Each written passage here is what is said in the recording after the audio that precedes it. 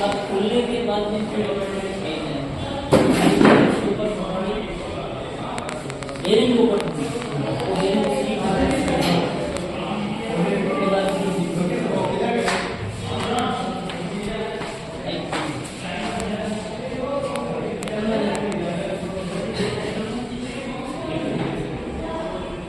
पंखे के बारे में समझ है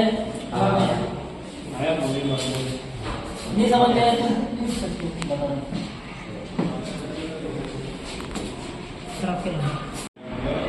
साइड में इसकी पेपर को व्यवस्थित बराबर टाइट के लिए अपन पहले पटका देंगे